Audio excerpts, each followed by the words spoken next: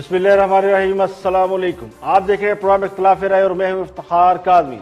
سابق وزیر اعظم نواز شریف پر غداری کا مقدمہ بنانے والے شاید یہ بھول رہے ہیں کہ تاریخ گواہ ہے جس پر بھی غداری کے الزامات لگے اسے قوم نے کبھی تسلیم نہیں کیا۔ غداری کے الزامات لگانے والوں اور جن پر غداری کے الزامات لگتے رہے ہیں ان کا اگر تاریخی اور تقابلی جائزہ لیا جائے تو حسین شہید سہروردی کو نہ کوئی غدار سمجھتا ہے، نہ محترمہ فاطمہ جناح پر قوم نے غداری کے الزامات کو کبھی تسلیم کیا، نہ ولی خان اور غفار خان پر غداری کے الزامات کو کسی نے مانا، نہ محترمہ بے نظیر بھٹو کو سیکیورٹی رسک قرار دینے اور ان پر غداری کے الزامات سے کچھ حاصل ہوا۔ ایک لمبی فہرست ہے ان سیاستدانوں کی جن پر غداری کے الزامات لگائے گئے اور اب پورے میڈیا میں وہ فہرست ڈسکس ہو رہی ہے کہ کس کس پر غداری کا الزام لگا اور پھر اس کا انجام کیا ہوا یا اس پر الزام لگانے والوں کا انجام کیا ہوا۔ مجیب الرحمان پر غداری کا مقدمہ بنا تو وہ ملک کے دو لخت ہونے کا باعث بن گیا۔ پاکستان کی سیاسی تاریخ ان کرداروں سے بھری پڑی ہے اور تاریخ سے ہمیں سبق ملتا ہے کہ غداری کے مقدمات ہمیشہ ان لیڈروں پر ہی بنے جو انقلابی تھے یا انقلابی سوچ رکھتے تھے یا جن کی مقبولیت بہت سے طاقتور حلقوں کو ناگوار گزرتی رہی۔ تو ہمیشہ مقبول سیاستدانوں کو بدنام کرنے کے لیے یہ ہتھ کنڈا استعمال کیا جاتا رہا، ان پر غداری کے مقدمات بنائے گئے۔ یہ ہماری تاریخ کا حصہ ہے اور تاریخ کو جھٹلایا نہیں جا سکتا۔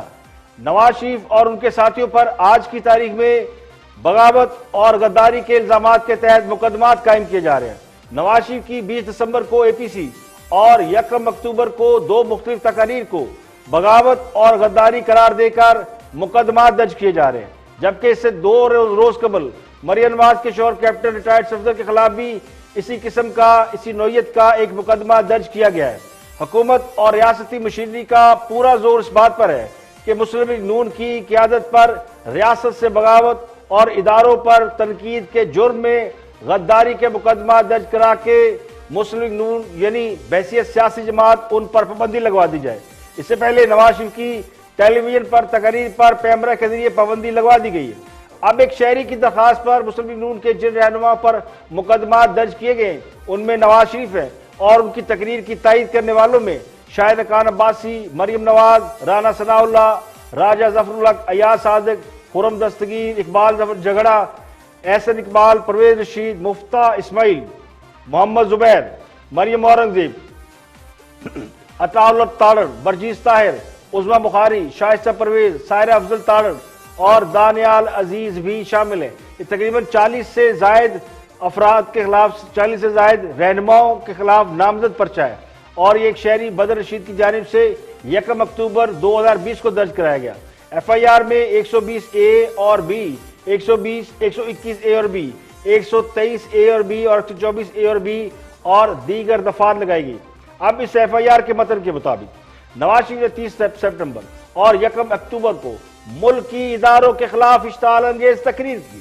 نواز شریف کی تقریر مریم نواز، رانا ثناء اللہ، شاہد خان عباسی سمیت تمام سیاسی قیادت نے سنی اور اس کی تائید کی۔ نواز شریف بھارتی جھنڈے پر کام کر رہے ہیں۔ ان کی تقریر کا مقصد پاکستان کو غنڈہ ریاست قرار دلانا ہے۔ نواز شریف کی تقریر سے پاکستان کا امیج متاثر ہوا ہے، تو اس ایف آئی آر کی وجہ سے یعنی اس موقف کی وجہ سے ایف آئی آر درج کر لی گئی۔ 1 اکتوبر کو یہ ایف آئی آر درج ہوئی اور آج یہ منظر عام پر آ گئی ہے ایف آئی آر۔ اس کے علاوہ اسلام آباد ہائی کورٹ نے نواز شریف کی تقاریر پر پابندی کی درخواست قابل سماعت ہونے پر فیصلہ محفوظ کر لیا۔ وہاں بھی درخواست گزار نے درخواست کی ہوئی ہے اور یہ موقف اختیار کیا ہوا ہے کہ نواز شریف نے جو 20 سپٹمبر کو اے پی سی میں تقریر کی وہ ریاستی اداروں کو بدنام کرنے کی کوشش ہے۔ تو چیف جسٹس اسلام آباد ہائی کورٹ عطر من اللہ نے درخواست گزار کے وکیل سے پوچھا، استفسار کیا کہ اس سے درخواست گزار کا کون سا بنیادی حق متاثر ہوا ہے۔ سیکیورٹی ادارے موجود ہیں، اس ملک میں پارلیمنٹ بھی موجود ہے، عدالت کو سیاسی نوعیت کے معاملات میں کیوں ملوث کیا جا رہا ہے؟ عدالت نے درخواست گزار کے وکیل سے پوچھا کیا پیمرا کا کوئی لا موجود ہے، کیا کوئی قانون موجود ہے؟ جب پیمرا نے نوٹس بھیج دیا ہے تو آپ یہاں کیوں آ گئے ہیں؟ عدالت نے نواز شریف کی تقریر پر پابندی کے لیے دائر درخواست قابل سماعت ہونے پر فیصلہ محفوظ کر لیا۔ تو ایک طرف تو حکمران جماعت کے لوگ नवाज शरीफ पर भारत नवाज होने के इल्जाम लगा रहे हैं, दूसरी तरफ उनके खिलाफ मुकदमा दर्ज किए जा रहे हैं, इदारों के खिलाफ तकरीर करने के इल्जाम लगाए जा रहे हैं। अगर गद्दारी के इल्जाम लगाते हैं तो यहाँ एक और बड़ी कंफ्यूजन है कि हुकूमत भी दो कश्तियों में पैर लटकाए हुए है। एक तरफ गद्दारी के इल्जाम है, अगर नवाज शरीफ पर गद्दारी के इल्जाम लगाते हैं तो फिर यह सवाल उठेगा कि जिन पर गद्दारी के इल्जाम लगाए जा रहे हैं उस शख्स ने 5 मुहिब्बे वतन आर्मी चीफ लगाए हैं। दूसरा, अगर उनके खिलाफ बगावत के मुकदमे होते हैं तो सियासतदान बागी होने को हमेशा अपने लिए एजाज समझते हैं। सियासतदान पर इल्जामात दोनों तरफ से लगते हैं, गद्दारी के इल्जामात, यानी एक तो हमारे मुल्क में गद्दारी के इल्जामात लग रहे हैं, दूसरी तरफ उधर से भी इल्जामात इसी किस्म के लगते हैं। एक तवील अरसे से हम देखते आए हैं कि भारत में भी यही रवायत है। भारत में तो इलेक्शन ही पाकिस्तान के नाम पर होते हैं, कुछ पाकिस्तान नवाज होते हैं और कुछ पाकिस्तान के मुखालिफ होते हैं। कांग्रेस और बीजेपी एक तवील अरसे एक दूसरे पर यही इल्जाम लगाते रही। कांग्रेस बीजेपी पर इल्जाम लगाती थी कि वो पाकिस्तान से दोस्ती करती है, वाजपेयी पाकिस्तान है तो वाजपेयी पे भी इल्जाम लगे। आज मोदी भारत में हुक्मरान है और वो कांग्रेस के रहनुमा राहुल गांधी पर इल्जाम लगाते हैं, उन पर गद्दारी के इल्जाम लगाए जाते हैं और कहा जाता है कि वो पाकिस्तान की भाषा बोलते हैं। तो सवाल ये है कि क्या हम पाकिस्तान में भी वही रवायत काम कर रहे हैं? क्या पाकिस्तान में समझ लिया गया है कि पाकिस्तान में जो 70 साल से जमहूरियत के जिस रवायत पर हम चल रहे हैं या जैसी जमहूरियत पाकिस्तान में चल रही है वो फेल हो गई है। अब भारतीय जमहूरियत को पाकिस्तान में लागू किया जाएगा और उसी की मशक की जा रही है कि पाकिस्तान में भी भारत दोस्ती और भारत दुश्मनी की बुनियाद पर लोग तकसीम हो जाए। तो मेरे नजदीक ये सोच इंतहाई गलत है। गद्दारी के इल्जामात ना कल दुरुस्त थे ना आज दुरुस्त है। मुहिब्बे वतन लोगों पर, जिन लोगों ने पाकिस्तान पर हुक्मरानी की या पाकिस्तान के 1 करोड़ 30 लाख लोगों ने मुस्लिम लीग नून को वोट दिया है, 1 करोड़ 60 लाख लोगों ने पीटीआई को वोट दिया है और 60 लाख वोटों ने पीपल्स पार्टी को वोट दिया। 70% वोट लेने वाली ये 3 बड़ी सियासी जमातें आपस में एक दूसरे पर गद्दारी के इल्जाम लगा रही हैं। तो जिन लोगों ने इनको वोट दिए वो कहाँ जाएंगे? क्या वो समझे कि पाकिस्तानी मेरे और आप जैसे लोग इस काबिल नहीं है कि वो अपने लिए मुहिब्बे वतन रहनुमा का इंतखाब कर सके? और अब एक और आप खबर आपके साथ शेयर करते हैं कि 69% अफराद या 69% पाकिस्तानी ये समझते हैं कि पाकिस्तान गलत सिमत में जा रहा है। यानी हर 5 में से 4 पाकिस्तानी ये समझते हैं कि पाकिस्तान गलत सिमत की तरफ जा रहा है। हाल ही में किए गए सर्वे के मुताबिक हर 5 में से 4 पाकिस्तानियों ने मुल्क की सिमत को गलत करार दे दिया, जबकि 56% ने आइंदा 6 माह में मुल्क की मईशत के मजीद खराब होने की पेशन गोई की है। रिसर्च कंपनी IPS के एक सर्वे के मुताबिक, ये सर्वे पिछले माह किया गया था, यानी सितंबर में किए गए सर्वे के मुताबिक मुल्क भर से 1000 से ज्यादा अफराद ने सर्वे में हिस्सा लिया और सर्वे के मुताबिक मुल्क की हालात पर अदम इत्मीनान का इजहार करने वालों की तादाद 69% है, जबकि इत्मीनान का इजहार करने वालों की तादाद यानी 31% लोग पाकिस्तानी समझते हैं कि मुल्क दुरुस्त सिमत में जा रहा है और मुल्क की पॉलिसियां सही सिमत सफर कर रही हैं, जबकि इसकी दुगना तादाद ये समझती है कि पाकिस्तान गलत डायरेक्शन में सफर कर रहा है। रिपोर्ट में मईशत पर तशवीश का इजहार करने वालों की तादाद 74% है, जबकि इत्मीनान का इजहार करने वालों की शरह 21% है। तो IPSOS के सर्वे के मुताबिक सिर्फ 21% पाकिस्तानी ये समझते हैं कि मईशत बड़ी अच्छी चल रही है और बड़ा जबरदस्त काम हो रहा है, जबकि 74% पाकिस्तानी ये समझते हैं कि मईशत खराबी की जानिब गामजन है। इसी सर्वे के मुताबिक मुल्क की मईशत पर अवाम का एतमाद बहाल नहीं और हर 20 में से सिर्फ 1 पाकिस्तानी यानी 5% ने ये मुल्क की मईशत के हवाले से कुछ इत्मीनान का इजहार किया, जबकि 41% ये समझते हैं कि मुल्क की मईशत कमजोर होती जा रही है। 53% अफराद ने इसे ना कमजोर कहा है ना मजबूत कहा है, वो अपने हाल में मस्त हैं और महंगाई के हाथों परेशान है। सर्वे के मुताबिक हर 5 में से 4 पाकिस्तानी यानी 56% ने आइंदा 6 माह में मुल्क की मईशत के मजीद खराब होने की पेशन गोई की है। यानी 56% लोग ये समझते हैं कि हालात मजीद खराब होने वाले हैं, उन्हें हालात में अच्छाई के आसार नजर नहीं आते। जो हुकूमत दावे कर रही है कि मईशत बेहतर होने वाली है और आइंदा 6 माह में बहुत तरक्की हो जाएगी या पाकिस्तान की मईशत बहुत अच्छी हो जाएगी, तो 56% इससे डिसएग्री करते हैं और ग्राउंड रियलिटी की बुनियाद पर समझते हैं कि हालात दिन ब दिन बेहतर होने की बजाय खराब हो रहे हैं और आइंदा 6 माह में ये हालात मजीद खराब हो जाएंगे। عوامی سروے کے مطابق 79% افراد نے یہ خیال ظاہر کیا، یعنی 69% افراد نے، کہ ملک کی سمت غلط ہے۔ تو ISO-S کے مطابق پاکستانی عوام کی اکثریت سب سے زیادہ جس بات پہ تشویش کا اظہار کر رہی ہے، یعنی نمبر 1 جو معاملہ ہے وہ کرپشن نہیں، وہ ایک دوسرے پہ غداری کے الزامات نہیں، وہ اس بغاوت کے الزامات نہیں، بلکہ سب سے زیادہ جو تشویش ہے پاکستانیوں کو، نمبر 1 مسئلہ جو پاکستانی سمجھتے ہیں وہ پاکستان کی اکانومی ہے۔ اور ہم بھی اکانومی میں بات کرتے ہیں کہ پاکستان کی اکانومی ڈے بائی ڈے ورس جا رہی ہے، جسے شاید حکمران جماعت یا حکام بالا اس کو ماننے کے لیے تیار نہیں ہے۔ یہاں پہ لیکن ایک بریک، اور بریک کے بعد جب واپس آئیں گے اور بھی ہم خبریں آپ کے ساتھ شیئر کریں گے، ہمارے ساتھ رہیے گا۔ ویلکم بیک، آپ دیکھ رہے ہیں پروگرام اختلاف رائے اور میں ہوں افتخار کاظمی۔ بریک کے بعد حاضر خدمت ہے وفاقی وزیر ریلوے شیخ رشید۔ زبردست باتیں کر رہے ہیں آج کل، شیخ رشید صاحب پوری فارم میں ہیں اور روز ایک فائل چھوڑ دیتے ہیں۔ آج بھی انہوں نے کچھ اہم باتیں کی، دیکھتے ہیں کیا فرماتے ہیں شیخ رشید۔ کیا نواز شریف صاحب آپ آصف زرداری کے خلاف میمو گیٹ میں کوٹ پہن کر وکیل بن کر آپ نے پٹیشن دائر نہیں کی؟ اس وقت وہ سچ تھا، اس وقت وہ سارے غدار اور ملک دشمن تھے۔ آپ نے کھٹمنڈو نیپال میں جو نریندر مودی سے ملاقات کی، ایک ملاقات جمالی صاحب نے بھی امریکن سے کی تھی اور فارغ ہو گئے۔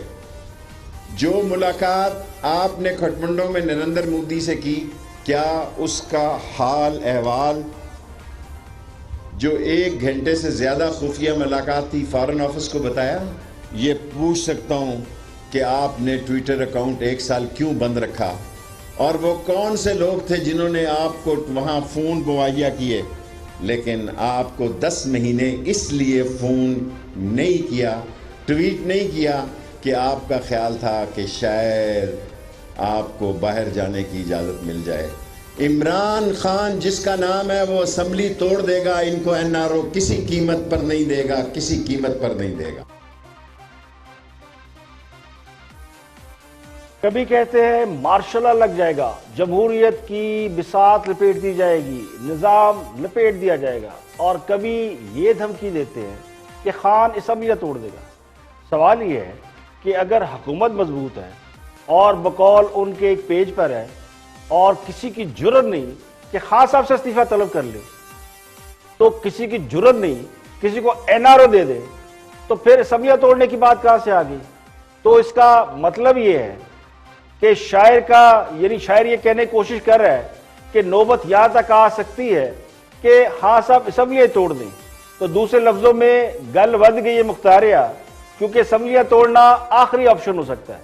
بعض نظر میں لگتا یوں ہے کہ حالات اس طرف بڑھ رہے ہیں جہاں کوئی بہانہ بنا کر اسمبلیاں توڑی جا سکتی ہے، اور اس سے اچھا بہانہ اور کیا ہو سکتا ہے کہ NRO نہیں دوں گا۔ اور اگر کسی وجہ سے ایسا ماحول بن جائے کہ حکومت کو جانا پڑے، تو کم از کم یہ بہانہ تو کارگر ہو سکتا ہے کہ جی NRO نہ دینے کی وجہ سے خان صاحب نے اسمبلیاں توڑ دی ہیں، یعنی نہ کھیڑاں گے نہ کھیڑن دیاں گے۔ تو اس بات کو بھی مان لینا چاہیے کہ حکومت اپوزیشن کی مہم اور سب سے زیادہ نواز شریف کی تقاریر سے پریشان ہے۔ اور پنجابی کی ایک مثال ہے کہ گل ایتھوں تک پہنچ گئی ہے کہ مراسیہ دے بال نے برطانوی فوج بھرتی ہو کے برطانیہ کا دفاع کرنا ہے، تو سمجھ لو گل مک گئی ہے۔ تو شیخ رشید نے آج آخری پتہ بھی کھیل دیا ہے کہ ان کے پاس آخری آپشن اسمبلیاں توڑنا ہے۔ حالانکہ کل ہی ہم نے سنا قوم سے بڑا دبنگ خطاب کہ کسی کی جرت نہیں، اور آج اسمبلیاں توڑنے کا آپشن بھی دے رہے ہیں۔ تو لگتا یوں ہے کہ نواز شریف پر الزامات کا سہارا لے کر اپنا خوف چھپانے کی کوشش کی جا رہی ہے، اور وہ کوشش بھی کامیاب ہوتی دکھائی نہیں دے رہی۔ تجزیہ نگار دانشور اور x member parliament Ayaz Amir گفتگو کر رہے ہیں تھنک ٹینک میں، دیکھتے ہیں کہ وہ کیا فرماتے ہیں۔ ریاست اور ریاست سے اوپر ریاست، اس کا سبق ہم نے ان سے سننا ہے جی۔ اور مولانا صاحب جو ہیں بڑے زیرک سیاستدان ہیں، وہ مشرف کے زمانے میں فرنٹیئر میں، تب KPK نہیں تھا، فرنٹیئر پروونس تھا، اس میں حکومت کس کی تھی؟ MMA کی۔ اور وہاں اس وقت نام کیا دیا جاتا تھا؟ ملا ملٹری الائنس۔ یعنی وہ ایک پیج جو آج کل ایک پیج ہے، اس سے بھی اس کا وہ جو ہے وہ جو آپ وہ ڈسٹل کرتے ہیں نا وہ کشید کرتے ہیں وہ کشید کر کے تھا. اب تو ہے نا کہ یہ ہمارے وہ جو عمران خان صاحب اور دوسرے جو ہیں ایک پیج پہ ہیں, تب ملا ملٹری الائنس تھے اور ایک پیج کے جو راز ہیں میاں نواز شریف سے زیادہ کون جان سکتے ہیں. لیکن اگر وہ درس دے رہے ہیں تو یہ مہربانی کس کی ہے؟ مہربانی ہمارے یہ وزیر اعظم صاحب کی ہے. انہوں نے ایسے کرشمات یہ 2 سال میں دکھائے ہیں کہ یہ لوگ بھی اکٹھے ہو گئے ہیں, بیک ٹو دا وال ہے, جو مرضی ہے.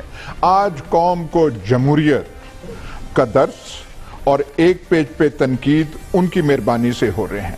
میں صرف ایک یہی تو ہے نیا پاکستان. ہاں صاحب نے اور کچھ کیا یا نہیں کیا, لیکن ایک بڑا زبردست کام کیا ہے کہ ایک ہی صف میں کھڑا کر دیا ہے محمود و ایاز کو. نہ کوئی بندہ رہا نہ بندہ نواز, نہ سیاستدان, اور سیاستدان تو سیاستدان پوری قوم کو نانی یاد کرا دیے. تو نہ انہوں نے چور ڈاکو اور ایماندار میں کوئی فرق رہنے دیا ہے, نہ غدار اور محب وطن کے درمیان کوئی تفریق رہنے دی ہے. جن پر آمریت کے پروردہ ہونے کا شبہ تھا, جن سے ہمیں یہ شکوہ تھا کہ وہ فلاں کی نرسری میں پل کے پیدا ہوئے ہیں, وہ جمہوریت کے لمبردار اور انقلاب کے دائی بن کر ابھر رہے ہیں. اور جن پر ایمانداری اور صادق و امین کے ٹھپے لگائے گئے, وہ قوم کو اربوں روپے کا چونا لگا کر بڑے آرام سے اطمینان سے چلتے بنے ہیں. جو رہ گئے ہیں وہ دوسروں کو چور چور کہہ رہے ہیں. اب ہاں صاحب نہ آتے تو بہت سے لوگوں کو بہت سی غلط فہمیاں رہتی, اور سب سے بڑی غلط فہمی یہ رہتی کہ واقعی اس ملک کو دونوں ہاتھوں سے لوٹا جا رہا ہے, اور اگر 1 سال تک یہ لوٹ مار بند کر دی جائے تو ہم تو امریکہ سے بھی آگے نکل جائیں گے. یعنی کہا ہی جاتا تھا کہ روزانہ اربوں روپے لوٹ کر باہر بھیجے جاتے ہیں, منی لانڈرنگ کی جاتی ہے. تو خان صاحب کے دور میں تو 1 روپے بھی باہر نہیں گیا, 1 روپے کی منی لانڈرنگ نہیں ہوئی, ہمیں پورا یقین ہے. لیکن پھر بھی خزانے کا منہ خالی ہے. تو کیوں؟ تو خان صاحب نہ آتے تو شاید بہت سے لوگ یہ بھی سمجھ رہے ہوتے کہ بیرون ملک پڑی دولت پاکستان واپس آ جاتی, اور باہر اتنی دولت پڑی ہے ہماری کہ شاید ہم دنیا کے سب سے امیر لوگ ہیں. اتنی دولت تو دنیا میں کسی ملک کے پاس, نہ بل گیٹ کے پاس ہے نہ کسی اور کے پاس ہے. پاکستانیوں کے پاس بڑی دولت ہے, اور ساری دولت لوٹ کے ہم نے باہر رکھی ہوئی ہے. تو خان صاحب اگر آتے تو دولت واپس آ جاتی, لوٹی ہوئی دولت کو لے آتے.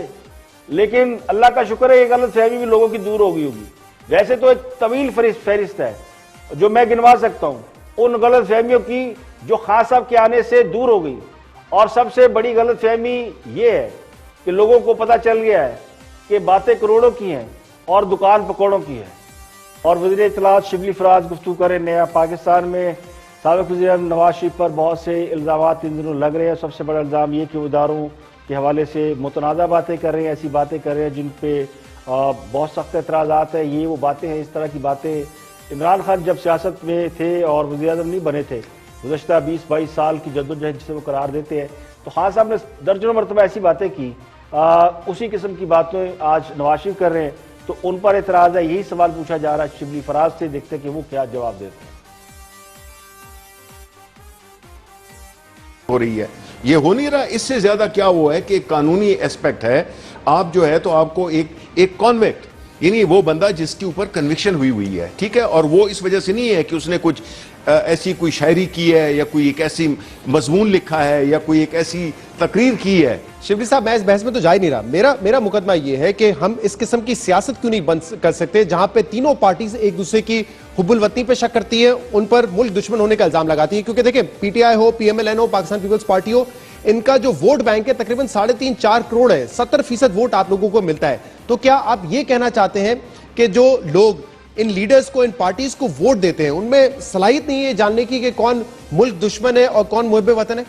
آپ مجھے یہ بتائیں کہ پچھلے 72 سال میں مختلف حکومتیں آئی ہیں, کسی بھی پرائم منسٹر چاہے وہ ایکس ہو یا سٹنگ ہو, اس نے اس قسم کی باتیں کی ہیں جو کہ اس نے کی ہیں, جو کہ خود ایکچولی پروڈکٹ ہے, کسی نے کی ہیں نہیں کی ہیں. وزیر اعظم عمران خان نے ماضی میں بڑی سخت باتیں کی ہیں. نہیں, یہ تو ماضی میں سخت باتیں, ایکسٹینشن سے لے کے ان کے بجٹ سے لے کے اور بہت سارے ایشوز پہ بات. ایز وہ پرائم منسٹر نہیں تھے, وہ پولیٹیکل لیڈر تھے اس وقت. اب پرائم منسٹر کے بعد ان کا ایک ڈیفرنٹ سٹیٹس آ جاتا ہے. وزیر اعظم نواز شریف بھی نہیں رہے نا. نہیں, Nawaz Sharif is an ex prime minister. He is وہ کئی سیکرٹس آف دا اسٹیٹ کے وہ گواہ ہیں. وہ ایک پنجابی کی مثال ہے، بلکہ پنجابی کی مثال نہیں ہے، وہ اردو کی مثال ہے کہ ہمارا کتا کتا اور آپ کا کتا ٹامی. تو اصل مسئلہ یہی معیار اور تضاد ہے کہ جو کام دوسروں کے لیے آپ غلط سمجھتے ہیں اسے اپنے لیے حلال سمجھتے ہیں اور دوسروں کے لیے حرام سمجھتے ہیں. ہاں صاحب کے اسٹیبلشمنٹ کے حوالے سے دیے گئے بیانات تاریخ کا حصہ ہیں، ریکارڈڈ ہیں، انٹرنیٹ بھرا پڑا ہے. ہاں صاحب نے جو باتیں انڈیا میں جا کے کہیں، جو امریکہ میں جا کے کہیں، دنیا میں بڑی جگہ جب جا کے خان صاحب نے شاید ایسے مقام نامعلوم مقام بھی ہوں گے جب ہمیں نہیں پتا، وہ ویڈیو موجود ہے جن میں ایسی باتیں کی گئی جو شاید جن پہ اعتراض ہو سکتا تھا، لیکن جب وہ پرائم منسٹر بن گئے تو ان کو سارے گناہ معاف ہو گئے. اور اب یہ موقف ہے کہ خان صاحب نے بیانات اس وقت دیے تھے جب وہ صرف سیاستدان تھے. یعنی اگر آپ سیاستدان ہیں تو پھر آپ جو مرضی کہیں، پھر آپ پہ کوئی اعتراض نہیں ہے. اور جب آپ وزیر اعظم بن جائیں تو ظاہر آپ نہیں کہہ سکتے، یہ اوتھ ہوتا ہے. لیکن اس وقت نواز شریف کون سا وزیر اعظم ہے جو ان پر اعتراض کیا جا رہا ہے؟ اور اگر ان کے اعتراض یعنی ان پر اعتراض کی وجہ ان کا وزیر اعظم ہونا ہے، سابق وزیر اعظم ہونا ہے، تو یہ بات تو حکومت کے لوگ مانتے ہی نہیں ہے. حکمران جماعت تو کہتی ہے نواز شریف کون سا وزیر اعظم جی، کون سی عزت. اور جب ہم کہتے ہیں کہ نواز شریف کو سابق وزیر اعظم کی حیثیت سے ٹریٹ کیا نہیں جاتا، انہیں کم از کم اتنا سمجھ لے کہ وہ سابق وزیر اعظم ہے، تو برا مان جاتے ہیں. یعنی سزا دیتے وقت، قید کاٹتے وقت وہ سارے بیٹھ جاتے ہیں کہ وہ جی کام کہہ دیے، ہم اسے وہ کون سا خاص سلوک کے مستحق ہے، وزیر اعظم ہوں گے تو ہوں گے. تو جو وزیر اعظم جب آپ ان کو اس وقت وزیر اعظم نہیں سمجھتے جب وہ باتیں کر رہے ہیں، اور جب اس وقت وزیر اعظم نہیں سمجھتے جب وہ قید کاٹ رہے ہیں، تو پھر اب آپ یہ کیوں کہہ رہے ہیں جی وہ کوئی بات نہیں کر سکتے اس لیے کہ وزیر اعظم رہ چکے ہیں؟ اب تو وہ ایک صرف سیاستدان ہے. اور سب سے بڑی اہم بات یہ ہے کہ بھائی بہت بڑی سیاسی جماعت کے وہ رہنما ہے اور وہ یہ سمجھتے ہیں کہ ان کو الیکشن میں ریاستی اداروں نے شکست دی ہے. تو سوال یہ ہے کہ کیا کوئی اس حقیقت سے انکار کر سکتا ہے کہ ہماری سیاست میں یہ اسٹیبلشمنٹ کا کوئی کردار نہیں رہا، باوجود اس کے کہ اس وقت عسکری قیادت اس بات سے انکاری ہے، لیکن ماضی کا ایک ریکارڈ موجود ہے اور بہت سے لوگ اس کا اعتراف کر چکے ہیں کہ قابلی کس نے بنائی تھی، باقی سیاسی جماعتیں کس نے بنائی تھی، بہت سے سیاستدانوں کو سیاست میں لایا کون تھا. تو مسئلہ صرف یہ ہے کہ حکمران جماعت کو شاید کوشش یہ کی جا رہی ہے کہ حکمران جماعت اس اعتراض کو کہ وہ سابق وزیر اعظم ہے اس لیے انہیں کوئی بات نہیں کرنی چاہیے، ان کے ساتھ جو ہوتا رہے وہ چپ کر کے برداشت کرتے رہے. تو کیا سابق وزیر اعظم یا کوئی وزیر اعظم ہونے کے بعد اگر اس کے ساتھ کوئی زیادتی ہوتی ہے، اس کے ساتھ کوئی ظلم ہوتا ہے، تو وہ بالکل کوئی بات نہ کرے؟ تو اسے کوشش یہ کی جا رہی ہے جو مجھے لگتا ہے کہ ان معاملات کو بجائے اس کے کہ ایڈریس کیا جائے، ان کے گریوینسز کو دیکھا جائے کہ 3 بار اس ملک کا وزیر اعظم رہنے والا آخر یہ سوال کیوں اٹھا رہا ہے، اور اس کا استحقاق ہے ایز اے سابق پرائم منسٹر کہ جب وہ کوئی بات کرے ان کو سنا جائے. لیکن اسے ملکی سلامتی کے ساتھ نتھی کر کے بغاوت قرار دینا یا اس کے اوپر اس طرح کی بیشنگ کرنا، تو یہ تو میرا خیال ہے یہ کوئی جسٹیفائڈ نہیں ہے. یہاں پہ لیکن ایک بریک، اور بریک کے بعد جب واپس آئیں گے اور بھی ہم موضوعات آپ کے ساتھ شیئر کریں گے. ہمارے ساتھ رہیے.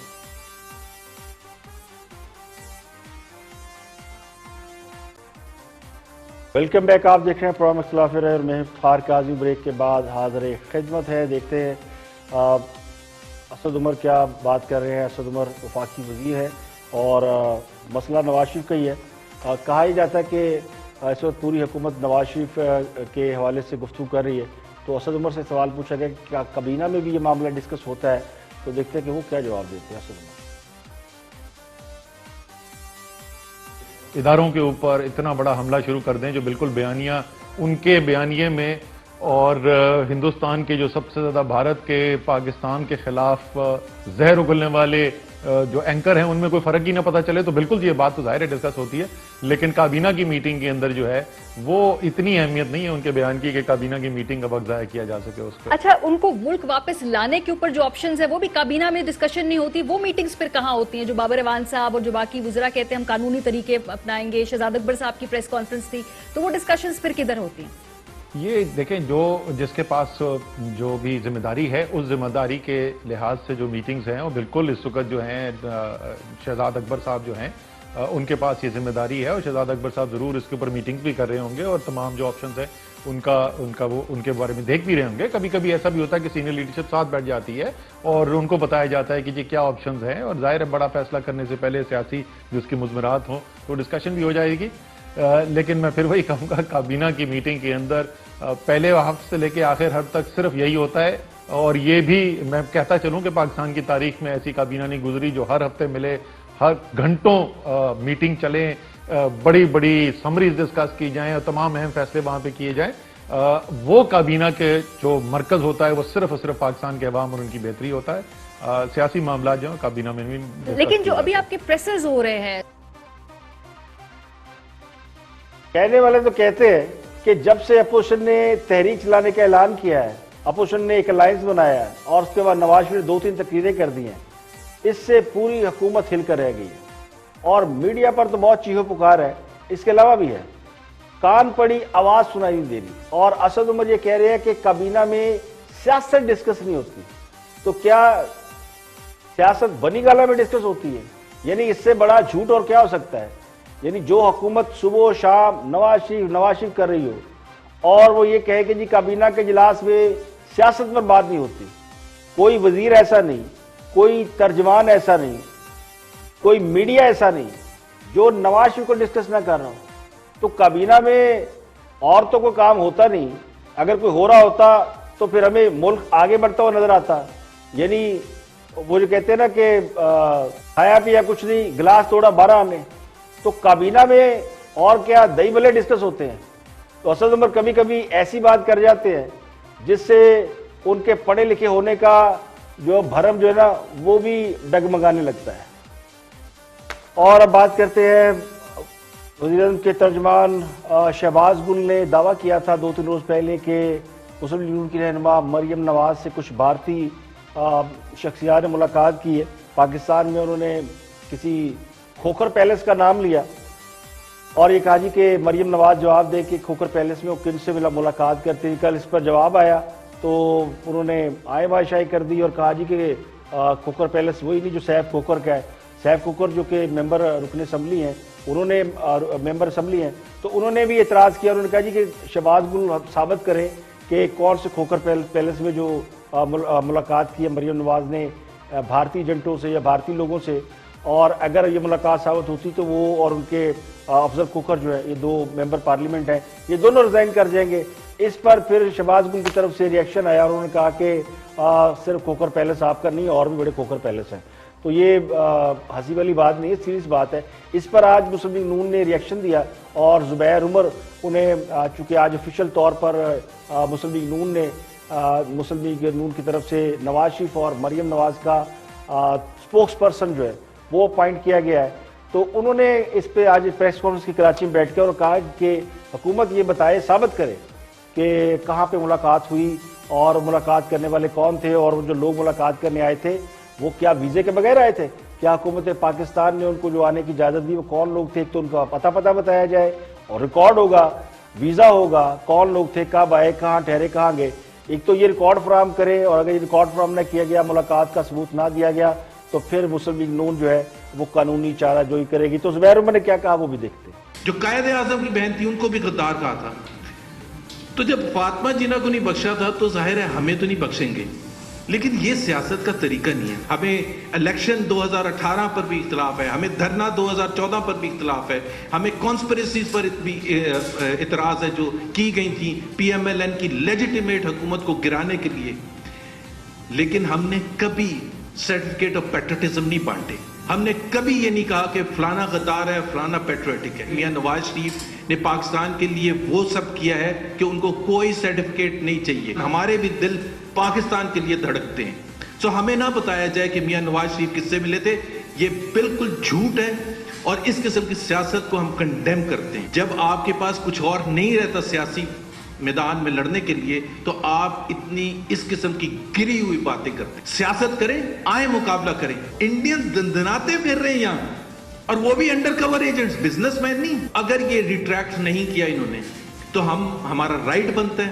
یہ جو چارج انہوں نے لگایا ہے, جو انہوں نے ایکیوز کیا ہے مریم نواز صاحبہ کو اور نواز شریف صاحب کو کہ جی یہ انڈین لابی کے ساتھ مل رہے ہیں, اگر یہ واپس نہیں لیا تو ہمارے پاس پورا رائٹ ہے کہ ہم لیگل نوٹس دیں گے. تو یہ تھی زبیر عمر کی طرف سے وضاحت اور ان کی طرف سے چیلنج کہ جناب آئیں بات کریں. اس کے علاوہ اطاعت تارڑ نے شہباز گل کو چیلنج دیا مناظرے کا، اور شہباز گل صاحب کہتے ہیں جی کہ وہ ان سے مناظرہ کیا کریں گے جن کے بزرگ رقمیں بانٹتے پھر رہتے. تو شہباز گل صاحب آج کل وہ بڑے فرنٹ فٹ پہ کھیل رہے ہیں، لیکن ان کو بھی بڑے باؤنسر پڑ رہے ہیں، یعنی جواب دونوں طرف سے مل رہا ہے. دوسری طرف وفاقی حکومت کو پاکستانی ہائی کمیشن لندن سے نواز شریف کے وارنٹ کی تکمیل کے حوالے سے اہم جو ڈاکومنٹ ہیں وہ موصول ہو گئے ہیں، جنہیں تصدیق کے بعد اسلام آباد ہائی کورٹ کے رجسٹرار آفس میں جمع کرا دیا گیا.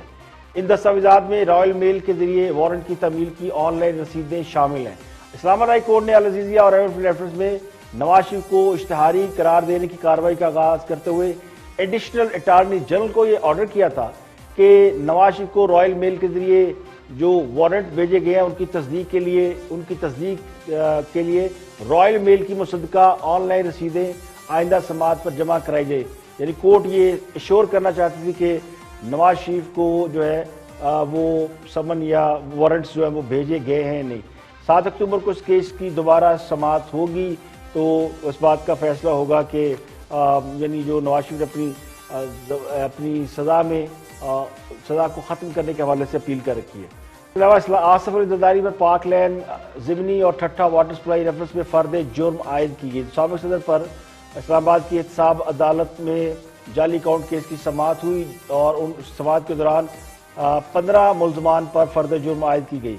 عدالت کی جانب سے فرد جرم عائد کیے جانے پر آصف زرداری نے صحت جرم سے انکار کیا ہے، اور آصف زرداری کی جانب سے صحت جرم سے انکار پر عدالت نے پارک لین ضمنی ریفرنس میں نیب کو 20 اکتوبر جبکہ ٹھٹھا واٹر سپلائی ریفرنس میں 21 اکتوبر کو تمام گواہوں کو طلب کر لیا. ٹھٹھا واٹر سپلائی ضمنی ریفرنس میں گواہ عمران محمود علی رضا اور طارق منیر، جبکہ پارک لین ریفرنس میں نبیل ظہور، احسن اسلم اور عبدالکبیر نیب کی جانب سے بطور گواہ پیش کیے جائیں گے. پارک لین ریفرنس ہوا جس میں سابق صدر پر جعلی بینک اکاؤنٹ کے ذریعے قومی خزانے کو 3 ارب 77 کروڑ کا نقصان پہنچانے کا الزام ہے. آصف زرداری اور شریک ملزمان کے خلاف دائر نیب ریفرنس 13 صفحات پر مشتمل ہے، جس میں ان پر الزام ہے کہ پارک لین کمپنی نے فرنٹ کمپنیوں پارتھینین کے ذریعے کراچی میں بے نامی جائیداد بنائی، قرض کی رقم سے آئی بی سی سینٹر میں 8 منزلیں تعمیر کی، ابتدائی طور پر 1.5 ارب روپے کا قرض لیا جو بڑھ کر 4 ارب تک پہنچ گیا. اس ریفرنس میں آصف علی زرداری کے خلاف security exchange commission Pakistan SEC کے سابق ایگزیکٹو ڈائریکٹر جاوید سمیت نیشنل بینک کے 2 سابق صدر گواہ ہیں.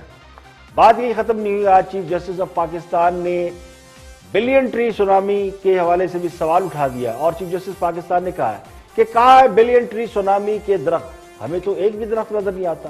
چیف جسٹس کی سربراہی میں سپریم کورٹ کے 3 رکنی بینچ نے پشاور رجسٹری میں آج ایک کیس کی سماعت کی. یہ کیس ماحولیاتی آلودگی کے حوالے سے. چیف جسٹس گلزار احمد نے ریمارکس دیے کہ ماحولیاتی آلودگی کے خاتمے کے لیے جو لوگ کام نہیں کرے انہیں فارغ کر دینا چاہیے. تو کام صرف ایک خط لکھنا نہیں ہے. چیف جسٹس نے کہا کہ ہم پشاور آئے تو ہر طرف گرد ہی گرد دکھائی دے رہی ہے، اتنی گرد ہے پشاور میں کہ سانس لینا مشکل ہے. چیف جسٹس نے کہا کہ پشاور کا یہ حال ہے تو دیگر شہروں کا کیا حال ہوگا، کیونکہ پشاور پاکستان کا وہ شہر ہے جہاں اتنی زیادہ فیکٹریاں نہیں. باقی تو بڑے بڑے شہروں میں فیکٹریاں لگی ہوئی ہیں، وہاں پہ ماحولیاتی آلودگی بہت زیادہ ہے، اور جہاں پہ فیکٹریاں بھی نہیں لگی ہوئی تو وہاں ماحولیاتی آلودگی اس قدر زیادہ جو ہے وہ نہیں ہونی چاہیے. تو چیف جسٹس نے یہ بھی کہا کہ یہاں کرونا نہ بھی ہو تو ماسک پہننا ضروری ہے. تو بڑی اہم بات تھی. یہ نہیں کہتے کہ باقی دنیا تو کرونا کی وجہ سے ماسک پہن رہی ہے اور پشاور میں یہ عالم ہے، اتنی گرد ہے، اتنی مٹی ہے، اتنی دھول ہے کہ آپ کو ہر روز ماسک پہننا ضروری ہے. تو پشاور والوں کی لائف تو ہو گئی اس کے اوپر. اب جو سوال پوچھا گیا وہ سوال یہ تھا کہ کہاں ہے بلین ٹری سونامی کے درخت؟ ہمیں تو ایک بھی درخت نظر نہیں آیا. اور انہوں نے کہا کہ ہم رات کے وقت پشاور آ رہے تھے تو بہت برے حالات تھے، شام کے وقت ہر طرف دھواں ہی دھواں تھا. تو آپ لوگ اس کی روک تھام کے لیے کیا اقدامات کر رہے ہیں؟ انہوں نے پوچھا کہ آپ تو کہہ رہے تھے کہ ہم نے بلین درخت لگائے ہیں، تو آپ کے درخت کہاں پر ہے؟ تو چیف جسٹس گلزار احمد نے کہا کہ پورا راستہ ہمیں کہیں بھی درخت نظر نہیں آئے، شاہراہ کے کنارے کوئی درخت نہیں، صرف دھواں ہی دھواں تھا. اور سیکٹری جو ہے یعنی جو جواب دینے آئے تھے سیکٹری ماحولیات، وہ ایسے سفید کپڑوں میں آئے ہیں کہ لگتا ہی نہیں کبھی فیلڈ میں گئے ہوں گے.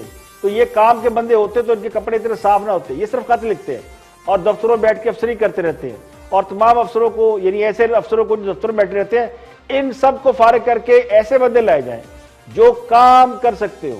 تو چیف جسٹس نے آج وہ جو بڑا شور مچایا تھا عمران خان صاحب نے کہ ہم نے 1 ارب جو ہے وہ درخت لگا دیے ہیں, اور لگائے بھی کے پی کے میں پچھلی حکومت میں جب خیبر پختونخوا میں تحریک انصاف کی حکومت تھی تو وہاں پہ یہ دعویٰ کیا گیا تھا کہ 1 ارب درخت لگائے گئے. تو آج اس کا بھی جو ہے وہ پیا پانچا ہو گیا, اور چیف جسٹس نے وہ ساری کہانی کھول دی کہ یہاں تو حالت یہ ہے اور ماحولیاتی لودگی اتنی زیادہ ہے کہ یہاں ماسک کے بغیر کوئی گھر سے باہر نکل نہیں سکتا. تو 4 ہفتوں میں عدالت نے اس کی رپورٹ مانگی ہے کہ جناب یہ لائیں. اب آخری خبر جو بڑی اہم خبر ہے وہ خبر یہ ہے کہ منی لانڈرنگ کیس میں شہباز شریف لاہور کی احتساب عدالت میں پیش ہوئے, اور آج انہوں نے ایک ایسی بات کی کہ جو کہ جس سے اندازہ ہوتا ہے کہ حکومت کس حد تک جا سکتی ہے. یعنی سابق وزیر اعظم پنجاب جن کے مینجمنٹ کے اوپر کسی کو ڈاؤٹ نہیں ہے اور جن کے حوالے سے کہا جاتا ہے کہ وہ شاید پاکستان کے سب سے بڑے زبردست ایڈمنسٹریٹر ہیں, اپارٹ فرام دیٹ کہ ان پہ کون سے ایلیگیشن ہے, لیکن جو بھی کام انہوں نے کیے ہیں وہ ہمیشہ بڑی تندہی سے اور بڑی زبردست طریقے سے کیے ہیں. انہیں نیب نے پکڑ رکھا ہے اور نیب ان کے خلاف اور تو کچھ کر نہیں سکتا, تو ذلیل ضرور کر رہا ہے, اور ذلالت اس طرح کہ ان کو زمین پر بٹھا کے کھانا کھلاتا ہے. اور سابق وزیر اعلیٰ پنجاب جو کہ کمر درد میں مبتلا ہے, ان کو جب آج احتساب عدالت میں پیش کیا گیا, احتساب عدالت کے جج جواد الحسن نے منی لانڈرنگ کیس ریفرنس کی سماعت کی تو انہوں نے عدالت کے روبرو نیب کے رویے کی شکایت کی. انہوں نے کہا مجھے کمر کی تکلیف ہے اور مجھے زمین پر رکھ کر کھانا دیا جاتا ہے کہ نیچے بیٹھے اور کھانا کھاؤ. تو یہ ہے سارا جس کی وجہ سے لوگ کہتے ہیں کہ یہ احتساب نہیں ہے بلکہ یہ انتقام ہے. تو شہباز شریف نے کہا کہ میرے لیے اذیت کا باعث ہے. عدالت نے پھر اس پہ اپنا رسپانس دیا اور کہا کہ شہباز شریف سابق وزیر اعلیٰ ہے, ان کی عزت لازم ہے, آئندہ کوئی شکایت نہیں آنی چاہیے. نیا پروسیکیوٹر نے عدالت کو بتایا کہ شہباز شریف کو حوالات نہیں بلکہ ڈسپینسری میں رکھا گیا, جس پر شہباز شریف نے کہا کہ حلفیہ کہتا ہوں 2 روز تک مجھے حوالات میں بند رکھا گیا, اس پر جب میں نے شکایت کی تو مجھے پھر ڈسپینسری میں بھیج دیا گیا. اس کے علاوہ اس کیس میں آج دفتر خارجہ کے نمائندے پیش ہوئے, انہوں نے عدالت کو بتایا کہ سلیمان شہباز, نصرت شہباز اور رابعہ عمران کے وارنٹ گرفتاری لندن میں پاکستانی ہائی کمیشن کو بھجوا دیے گئے تھے, اور پاکستانی ہائی کمیشن نے رپورٹ بھیج دی جو عدالت میں جمع کرا دی گئی ہے. تو شریف فیملی کے وکیل نے نصرت شہباز اور رابعہ عمران کے خلاف اشتہاری قرار دینی کارروائی نہ شروع کرنے کی استدعا کی, اور کہا کہ دونوں خواتین کے حوالے سے ہمیں کچھ ہدایات ملی ہیں, دونوں کے وارنٹ گرفتاری دوبارہ جاری کر دیے جائے. تو عدالتی احکامات پر شہباز شریف کے داماد ہارون یوسف کو اشتہاری قرار دینے کی کارروائی شروع کر دی گئی ہے, جبکہ کمرہ عدالت اور ان کی رہائش گاہ کے باہر ان کی طلبی کا نوٹس بھی چسپاں کر دیا گیا. یہ کارروائی اب 13 اکتوبر تک ملتوی کر دی گئی ہے. آج کے لیے اتنے, کل پھر حاضر ہوں گے مزید خبروں, تبصروں, تجزیوں کے ساتھ. پروگرام اختلاف رائے سے افتخار کاظمی کو اجازت دیں. اپنا بہت بہت خیال رکھیے گا.